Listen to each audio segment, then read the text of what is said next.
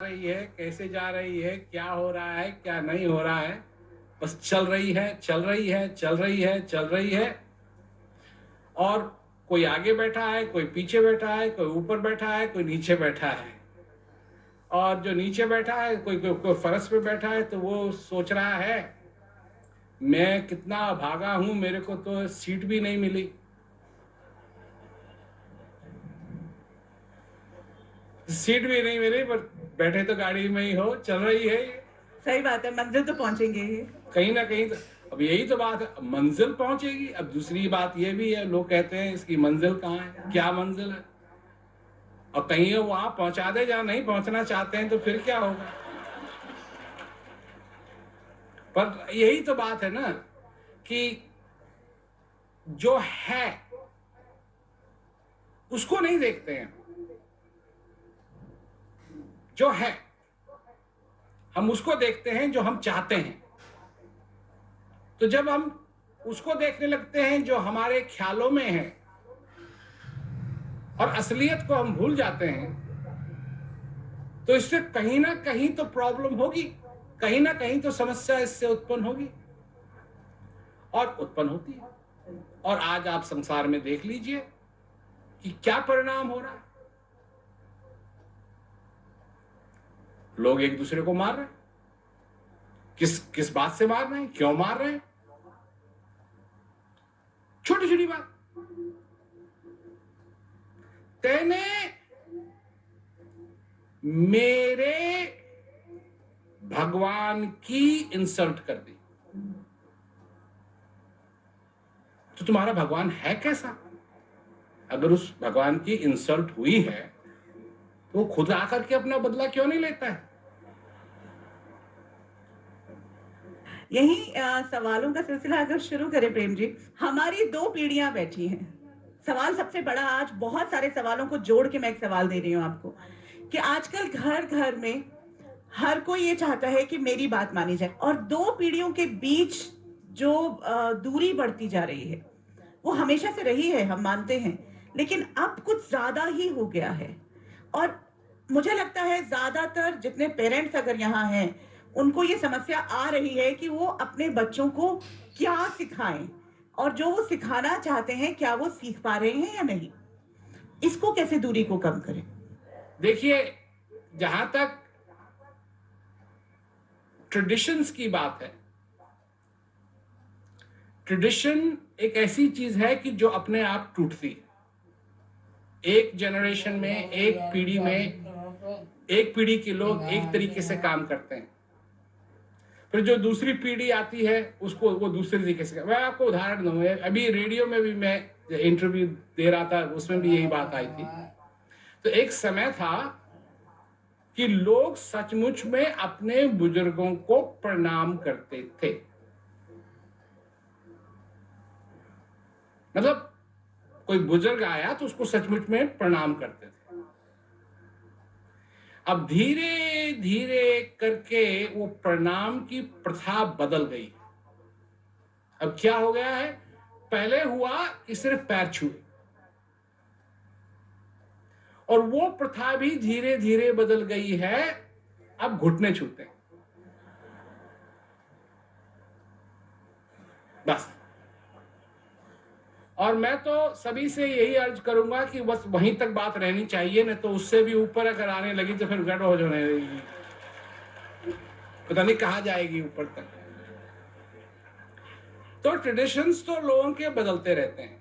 अब जैसे एक समय था कि अगर आप मंदिर गए तो मंदिर में आप प्रसाद ले जाते थे, भाव से भगवान तक प्रसाद पहुंचाते थे, मत्था टेकते थे, सब कुछ बात।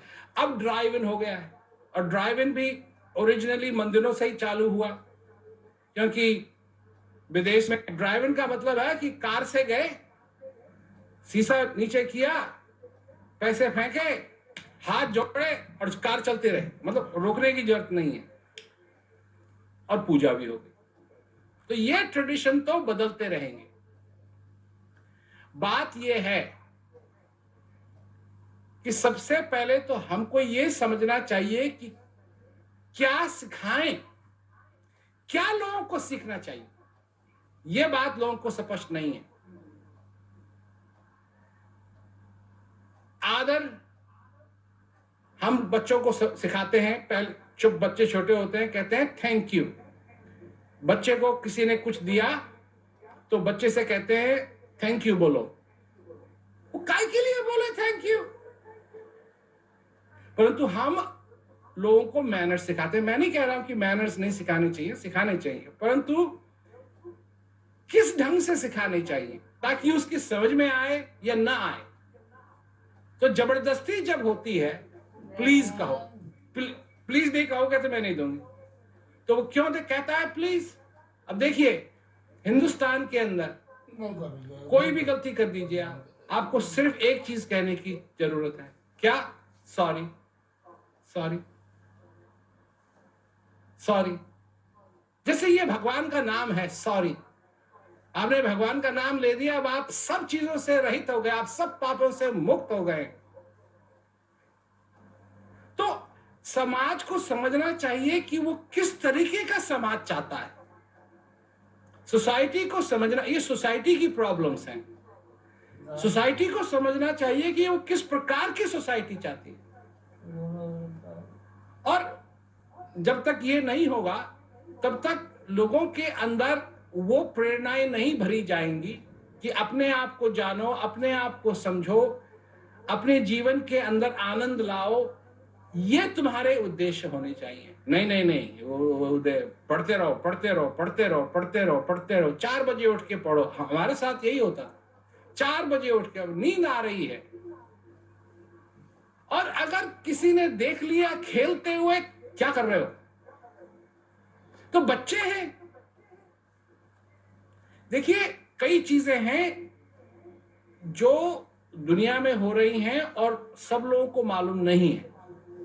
नॉर्वे एक कंट्री है, स्कैंडिनेवियन कंट्री है, और नॉर्वे का जो एजुकेशन स्टेटस था वो बहुत लो था, बहुत लो। तो नॉर्वे के लोगों ने कहा कि किस तरीके से हम अपना एजुकेशन अच्छा बनाएं ताकि हमारा जो स्टेटस है, एजुकेशन स्टेटस, वो ऊपर तक पहुंचे। मैं जो कहने जा रहा हूं आपको बड़ा अजीब लगेगा। तो उन्होंने क्या किया? गृह कार्य खत्म, होमवर्क खत्म, और बजाय सवेरे से लेकर के दोपहर तक स्कूल चले, उसको उन्होंने सिर्फ 2 घंटे का बना दिया। और घंटों में क्या करना है? खेलो। तो हुआ ये कि जब बच्चे सवेरे आते थे तो उनका मन तो है नहीं पढ़ने का, मन उनका है खेलने का। तो बैठे तो हैं, पर वो वाली बात होगी कि नहीं कि मन तो कहीं और दिया और तन साधन के संग। तो बैठे तो है क्लासरूम में, पर बाहर बॉल, मन क्या कर रहा है? बाहर बॉल खेल रहा है। तो जब ये बदल दिया उन्होंने, तो सिर्फ थोड़ा सा समय बचा जिसमें उनको पढ़ना है।